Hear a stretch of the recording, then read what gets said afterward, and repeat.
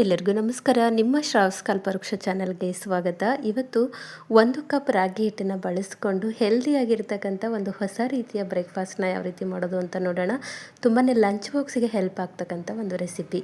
ಹಾಗಾದರೆ ಮಾಡೋ ವಿಧಾನ ನೋಡ್ಕೊಂಡು ಬಿಡೋಣ. ಮೊದಲಿಗೆ ನಾನಿಲ್ಲಿ ಒಂದು ಪಾತ್ರೆಗೆ ಒಂದು 3 ಸ್ಪೂನ್ ಆಗುವಷ್ಟು ಎಣ್ಣೆನ ಸೇರಿಸ್ಕೊಂಡಿದ್ದೀನಿ. ಎಣ್ಣೆ ಒಂದು ಸ್ವಲ್ಪ ಬಿಸಿ ಆದಮೇಲೆ ಒಂದು 1/4 ಸ್ಪೂನ್ ಆಗುವಷ್ಟು ಸಾಸಿವೆ, 1/4 ಸ್ಪೂನ್ ಆಗುವಷ್ಟು ಜೀರಿಗೆ, 1 ಸ್ಪೂನ್ ಆಗುವಷ್ಟು ಉದ್ದಿನಬೇಳೆ, ಹಾಗೆ 1 ಸ್ಪೂನ್ ಆಗುವಷ್ಟು ಕಡಲೆಬೇಳೆನ ಸೇರಿಸ್ಕೊಂಡಿದ್ದೀನಿ. ಹಾಕಿರ್ತಕ್ಕಂಥ ಉದ್ದಿನಬೇಳೆ ಇರಲಿ, ಕಡಲೆಬೇಳೆ ಇರಲಿ, ಒಂದು ಸ್ವಲ್ಪ ಫ್ರೈ ಆಗಬೇಕು. ಅಲ್ಲಿವರೆಗೂ ಲೋ ಫ್ಲೇಮಲ್ಲೇ ಇಟ್ಕೊಂಡು ಬಣ್ಣ ಬದಲಾಗೋವರೆಗೂ ಫ್ರೈ ಮಾಡ್ಕೊಳ್ಳೋಣ. ನಾರ್ಮಲಾಗಿ ನಾವು ಉಪ್ಪಿಟ್ಟನ್ನ ಮಾಡುವಾಗ ಯಾವ ರೀತಿ ಒಗ್ಗರಣೆ ಹಾಕ್ಕೊಳ್ತೀವಿ ಅದೇ ರೀತಿಯಲ್ಲಿ ಹಾಕ್ಕೊಳ್ಳೋದು. ಇವಾಗ ನೋಡಿ ಒಂದು ಸ್ವಲ್ಪ ಫ್ರೈ ಆದ ನಂತರ ಖಾರಕ್ಕೆ ಅನುಗುಣವಾಗಿ ಮೆಣಸಿನ್ಕಾಯಿನ, ಹಸಿರು ಮೆಣಸಿನ್ಕಾಯಿನ ಸೇರಿಸ್ಕೊಳ್ಳಿ. ಹಾಗೆ 1 ಈರುಳ್ಳಿನ ಸಣ್ಣದಾಗಿ ಹೆಚ್ಚಿಟ್ಕೊಂಡಿದ್ದೆ, ಅದನ್ನು ಕೂಡ ಸೇರಿಸ್ಕೊಳ್ಳೋಣ. ಈರುಳ್ಳಿ ಹಾಗೆ ಹಸಿರು ಮೆಣಸಿನ್ಕಾಯಿ ಒಂದು ಸ್ವಲ್ಪ ಬಾಡಿಸ್ಕೊಳ್ಳೋಣ, ಫ್ರೈ ಮಾಡ್ಕೊಳ್ಳೋಣ ಎಣ್ಣೆಯಲ್ಲಿ. ನೋಡಿ ಇಷ್ಟಾದರೆ ಸಾಕು, ತೀರಾ ಫ್ರೈ ಮಾಡ್ಕೊಳ್ಬಾರ್ದು. ಇವಾಗ ನೋಡಿ ಒಂದು ಸ್ವಲ್ಪ 1 ಕಡ್ಡಿ ಕರಿಬೇವನ್ನು ನಾನು ನೀಟಾಗಿ ಸಣ್ಣದಾಗಿ ಕಟ್ ಮಾಡಿ ಸೇರಿಸ್ಕೊಳ್ಳಿ. ಇಡೀ ಕರಿಬೇವು ಹಾಕ್ಕೊಳ್ಳೋದು ಬೇಡ, ಸಣ್ಣದಾಗಿ ಕಟ್ ಮಾಡಿಕೊಂಡು ಸೇರಿಸ್ಕೊಳ್ಳೋಣ. ಹಾಗೆ 1 ಕ್ಯಾರೆಟ್ನ ಈ ರೀತಿ ತುರಿದಿಟ್ಕೊಂಡಿದ್ದೆ, ಕ್ಯಾರೆಟ್ ಕೂಡ ಸೇರಿಸ್ಕೊಂಡಿದ್ದೀನಿ. ಬೇಕು ಅಂದರೆ ನೀವು ಇಲ್ಲಿ ಬೀನ್ಸ್ ಕೂಡ ಸಣ್ಣದಾಗಿ ಕಟ್ ಮಾಡಿ ಸೇರಿಸ್ಕೊಳ್ಬೋದು. ನಾನು ಕೇವಲ ಕ್ಯಾರೆಟ್ ಮಾತ್ರ ತುರಿದು ಈ ರೀತಿ ಸೇರಿಸ್ಕೊಂಡಿದ್ದೀನಿ.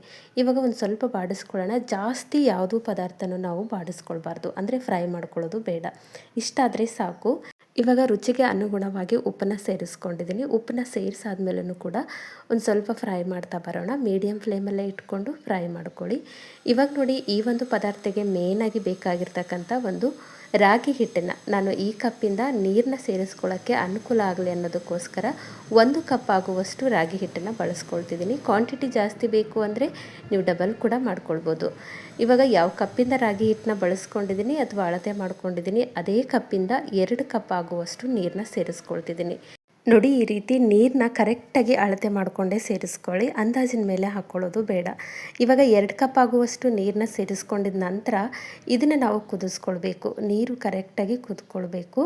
ಹಾಗಾಗಿ ಮೇಲ್ಗಡೆ ನಾನಿಲ್ಲಿ ಒಂದು ಅರ್ಧ ಹಿಡಿಯಷ್ಟು ಅಥವಾ 1 ಹಿಡಿಯಷ್ಟು ಕೊತ್ತಂಬರಿ ಸೊಪ್ಪನ್ನ ಸಣ್ಣದಾಗಿ ಕಟ್ ಮಾಡಿ ಸೇರಿಸ್ಕೊಂಡಿದ್ದೀನಿ. ಒಂದು ಸ್ವಲ್ಪ ಈ ರೆಸಿಪಿಗೆ ಕೊತ್ತಂಬರಿ ಸೊಪ್ಪು ಮುಂದಿರಲಿ, ಅಂದರೆ ಸ್ವಲ್ಪ ಜಾಸ್ತಿನೇ ಸೇರಿಸ್ಕೊಳ್ಳಿ. ಕೊತ್ತಂಬರಿ ಸೊಪ್ಪನ್ನ ಸೇರಿಸ್ಕೊಂಡಾದಮೇಲೆ ಇದು ಕುದ್ಕೊಳ್ಬೇಕು. ನಾವು ಉಪ್ಪಿಟ್ಟನ್ನ ಮಾಡುವಾಗ ಯಾವ ರೀತಿ ಈ ಒಂದು ನೀರನ್ನು ಕುದಿಸ್ಕೊಳ್ತೀವಿ ಅದೇ ರೀತಿಯಲ್ಲಿ ನೀರನ್ನ ಕುದಿಸ್ಕೊಳ್ಳಿ. ನೋಡಿ ಈ ರೀತಿ 1 ಕುದಿ ಬಂದರೆ ಸಾಕು, ಜಾಸ್ತಿ ಕುದಿಸ್ಕೊಳ್ಳೋ ಅವಶ್ಯಕತೆ ಬೇಡ. ಯಾಕಂದರೆ ಇಲ್ಲಿ ಹಾಕಿರ್ತಕ್ಕಂಥ ವೆಜಿಟೇಬಲ್ಸು ಅರೆಬರೆಯಾಗಿ, ಅಂದರೆ ಸಂಪೂರ್ಣವಾಗಿ ಕುದ್ಕೊಳ್ಬಾರ್ದು, ಬೆಂದ್ಕೊಳ್ಬಾರ್ದು. ಅಂದಾಗ ಮಾತ್ರ ನಾವು ಮಾಡ್ತಕ್ಕಂಥ ಬ್ರೇಕ್ಫಾಸ್ಟು ತುಂಬಾ ರುಚಿಯಾಗಿ ಬರುತ್ತೆ. ಹಾಗಾಗಿ ಸ್ವಲ್ಪ ಕುದಿಸ್ಕೊಳ್ಳಿ, 1 ಕುದಿ ಬಂದರೆ ಸಾಕು. ಇವಾಗ ಗ್ಯಾಸ್ನ ಲೋ ಫ್ಲೇಮಲ್ಲಿ ಇಟ್ಕೊಂಡು ರೆಡಿ ಮಾಡಿರ್ತಕ್ಕಂಥ ಹಿಟ್ಟನ್ನು ನಾನಿಲ್ಲಿ ಸೇರಿಸ್ಕೊಂಡಿದ್ದೀನಿ. ಈ ರೀತಿ ಹಿಟ್ಟನ್ನು ಸೇರಿಸ್ಕೊಂಡು, ರಾಗಿ ಹಿಟ್ಟನ್ನು ಸೇರಿಸ್ಕೊಂಡು ಮೀಡಿಯಮ್ ಫ್ಲೇಮಲ್ಲಿ ಇಟ್ಕೊಂಡು ಇದು ಗಟ್ಟಿ ಆಗೋವರೆಗೂ ತಿರುಗಿಸ್ತಾ ಇರಿ. ಹಾಗೆ ಒಂದು ಸ್ವಲ್ಪನೂ ಕೂಡ ಗಂಟು ಆಗದೆ ಇರೋ ರೀತಿಯಲ್ಲಿ ತಿರುಗಿಸ್ಕೊಳ್ಳಿ. ನೋಡಿ ಹಾಕಿರ್ತಕ್ಕಂಥ ನೀರಿನ ಪ್ರಮಾಣದಲ್ಲಿ ಈ ಒಂದು ಹಿಟ್ಟು ಗಟ್ಟಿ ಆಗ್ತಾ ಬರುತ್ತೆ. ಮೀಡಿಯಮ್ ಫ್ಲೇಮಲ್ಲಿ ಇಟ್ಕೊಂಡು ಕಲಿಸ್ತಾ ಬರಬೇಕು, ಗಂಟುಗಳಾಗಬಾರ್ದು. ಈ ರೀತಿ ಕಲಿಸ್ತಾ ಇದರಲ್ಲಿರ್ತಕ್ಕಂಥ ನೀರು ಹಾಗೆ ಹಿಟ್ಟು ಸೆಟ್ ಆಗಬೇಕು. ತೀರಾ ರಾಗಿ ಹಿಟ್ಟಿನ ಮುದ್ದೆ ರೀತಿಯಲ್ಲಿ ಏನು ಬರೋದಿಲ್ಲ, ಒಂದು ಮಟ್ಟಿಗೆ ಬರುತ್ತೆ. ಅಲ್ಲಿವರೆಗೂ ಕಲಿಸ್ತಾ ಬನ್ನಿ, ಆದರೆ ಯಾವುದೇ ಕಾರಣಕ್ಕೂ ಗಂಟುಗಳು ಮಾಡ್ಕೊಳ್ಬಾರ್ದು. ನೋಡಿ ಇಷ್ಟಾದರೆ ಸಾಕು. ಇವಾಗ ನೀರನ್ನೆಲ್ಲ ಹೀರ್ಕೊಳ್ತಿದೆ. ಇನ್ನೊಂದು 3ರಿಂದ 4 ನಿಮಿಷ ನಾವು ಇದೇ ರೀತಿಯಲ್ಲಿ ಮಾಡ್ತಾ ಬಂದರೆ ಗಟ್ಟಿ ಆಗ್ತಾ ಬರುತ್ತೆ. ಅಂದರೆ 1 ಕಪ್ಪು ರಾಗಿ ಹಿಟ್ಟಿಗೆ 2 ಕಪ್ ಆಗುವಷ್ಟು ನೀರು ಬೇಕೇ ಬೇಕು. ನೋಡಿ ಗಟ್ಟಿ ಆಗ್ತಾ ಬರ್ತಿದೆ.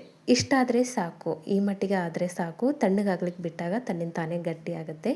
ಇವಾಗ ಇದನ್ನು ನಾವು ಗ್ಯಾಸ್ನ ಆಫ್ ಮಾಡಿ ಸೈಡಲ್ಲಿಡೋಣ. ಗ್ಯಾಸ್ನ ಆಫ್ ಮಾಡಿ ಇದು ಕಂಪ್ಲೀಟಾಗಿ ತಣ್ಣಗಾಗಬೇಕು. ಅಲ್ಲಿವರೆಗೂ ಒಂದು ಸೈಡಲ್ಲಿ ಎತ್ತಿಟ್ಬಿಡೋಣ. ನೋಡಿ ಇವಾಗ ಗ್ಯಾಸ್ನ ಆಫ್ ಮಾಡಿ ಒಂದು ಸೈಡಲ್ಲಿ ಎತ್ತಿಟ್ಟಿದ್ದೆ, ಕಂಪ್ಲೀಟಾಗಿ ತಣ್ಣಗಾಗಿದೆ. ತಣ್ಣಗಾದ ನಂತರ ಈ ರೀತಿ ಗಟ್ಟಿ ಆಗುತ್ತೆ. ಇಷ್ಟು ಕನ್ಸಿಸ್ಟೆನ್ಸಿ ಗಟ್ಟಿ ಇದ್ದರೆ ಸಾಕು, ತೀರಾ ಗಟ್ಟಿಯಾಗೋದೇನೂ ಬೇಡ. ಇವಾಗ ಇದನ್ನು ಒಂದ್ಸರಿ ನೀಟಾಗಿ ಕಲಿಸ್ಕೊಳ್ಳೋಣ. ಕಲಿಸ್ಕೊಂಡಿದ ನಂತರ ನಾವು ಇದನ್ನು ಉಂಡೆಗಳನ್ನಾಗಿ ಕಟ್ಕೊಳ್ಬೇಕು. ಹಾಗಾಗಿ ಕೈಗೆ ಒಂದು ಸ್ವಲ್ಪ ನೀರು ಅಥವಾ ಎಣ್ಣೆನ ಅಪ್ಲೈ ಮಾಡಿಕೊಂಡು ಈ ಒಂದು ಹಿಟ್ಟನ್ನು ನಾವು ಉಂಡೆಗಳ ರೀತಿಯಲ್ಲಿ ಕಟ್ಟಿಟ್ಕೊಳ್ಬೇಕು. ಇಲ್ಲ ನಿಮಗೆ ಉಂಡೆಗಳನ್ನಾಗಿ ಕಟ್ಕೊಳ್ಳೋ ರೀತಿ ಇಷ್ಟ ಇಲ್ಲ ಅಂತ ಅನ್ನೋದಾದರೆ ಇದನ್ನು ಡೈರೆಕ್ಟಾಗಿ ಉಪ್ಪಿಟ್ಟು ರೀತಿಯಲ್ಲಿ ಕೂಡ ನೀವು ಬಳಸ್ಕೊಳ್ಬೋದು. ಆದರೆ ಈ ರೀತಿ ಒಂದು ಸ್ವಲ್ಪ ಹಿಟ್ಟನ್ನು ತೊಗೊಂಡು ಉಂಡೆಗಳನ್ನ ಮಾಡಿಕೊಂಡು ಮತ್ತೆ ನಾವು ಇದನ್ನು ಹಬೆಯಲ್ಲಿ ಬೇಯಿಸ್ಕೊಂಡಿದ್ದಾಯಿತು ಅಂತಂದರೆ ರುಚಿ ಅಂತೂ ತುಂಬಾ ಪರ್ಫೆಕ್ಟಾಗಿ ಬರುತ್ತೆ. ಹಾಗಾಗಿ ಈ ರೀತಿ ಉಂಡೆಗಳನ್ನ ಮಾಡಿಟ್ಕೊಳ್ಳಿ. ಎಲ್ಲ ಹಿಟ್ಟನ್ನು ಮಾಡಿಟ್ಕೊಂಡಿದ್ದೀನಿ. ಈ ಸೈಡಲ್ಲಿ ಆಲ್ರೆಡಿ ಒಂದು ಪಾತ್ರೆಗೆ ನೀರು ಹಾಕಿ ಒಂದಷ್ಟು ಕುದಿ ಬರೋವರೆಗೂ ಇಟ್ಕೊಂಡಿದ್ದೆ. ನೋಡಿ ಈ ರೀತಿ ಜರಡಿನ ತೊಗೊಂಡು, ಜರಡಿ ಇದ್ದರೆ ಓಕೆ, ಇಲ್ಲ ಅಂತಂದರೆ ಒಂದು ತಟ್ಟೆ ಕೂಡ ಹಾಕ್ಕೊಂಡು ಸ್ಟ್ಯಾಂಡ್ನ ಇಟ್ಕೊಂಡು ಬೇಯಿಸ್ಕೊಳ್ಬೋದು. ಈ ರೀತಿ ಒಂದು ಜರಡಿಗೆ ಒಂದು ಸ್ವಲ್ಪ ಎಣ್ಣೆ ಹಚ್ಕೊಂಡಿದ್ದೀನಿ. ಎಣ್ಣೆ ಹಚ್ಕೊಂಡ ನಂತರ ಮಾಡಿಟ್ಟಿರ್ತಕ್ಕಂಥ ಈ ಒಂದು ರಾಗಿ ಉಪ್ಪಿಟ್ಟಿನ ಉಂಡೆಗಳನ್ನ ಅದರಲ್ಲಿ ಇಟ್ಕೊಂಡು ಹಬೆಗೆ ಒಂದು 5ರಿಂದ 8 ನಿಮಿಷ ಬೇಯಿಸ್ಕೊಳ್ಳೋಣ. ಮೀಡಿಯಮ್ ಫ್ಲೇಮಲ್ಲೇ ಇರ್ತಕ್ಕಂಥ ಹಬೆಗೆ ಒಂದು 8 ನಿಮಿಷ ಬೇಯಿಸ್ಕೊಳ್ಳೋದ್ರಿಂದ ಈ ಒಂದು ಮಾಡಿರ್ತಕ್ಕಂಥ ರೆಸಿಪಿ ತುಂಬಾ ಹೆಲ್ದಿಯಾಗಿ ಬರುತ್ತೆ. ಅದ್ರ ಜೊತೆಗೆ ನಾವು ಈ ಒಂದು ಹಾಕಿರ್ತಕ್ಕಂಥ ವೆಜಿಟೇಬಲ್ಸ್ನ ಅರೆಬರೆಯಾಗಿ ಬೆನ್ನಿಸ್ಕೊಂಡಿರೋದ್ರಿಂದ ಇಲ್ಲಿ ಪರ್ಫೆಕ್ಟಾಗಿ ಬೆಂದ್ಕೊಳ್ಳುತ್ತೆ. ಮೇಲ್ಗಡೆಯಿಂದ ಒಂದು ಪ್ಲೇಟ್ನ ಮುಚ್ಚಿ 7ರಿಂದ 8 ನಿಮಿಷ ಬೇಯಿಸ್ಕೊಂಡಿದ್ದೀನಿ.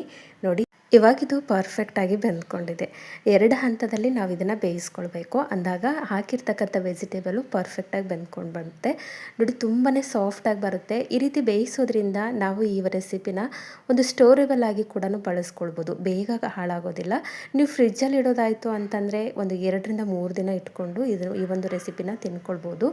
ಇವಾಗ ನೋಡಿ ಮತ್ತೆ ಮುಚ್ಚಿ ಜಸ್ಟ್ ಆ ಹಬೆಯಲ್ಲಿ ಬೆಂದ್ಕೊಳ್ಳಿ ಅಂತ ಒಂದು 2 ನಿಮಿಷ ಬಿಟ್ಕೊಂಡಿದ್ದೆ. 2 ನಿಮಿಷದ ನಂತರ ನಾನಿಲ್ಲಿ ಪ್ಲೇಟ್ಗೆ ಸರ್ವ್ ಮಾಡ್ತಿದ್ದೀನಿ.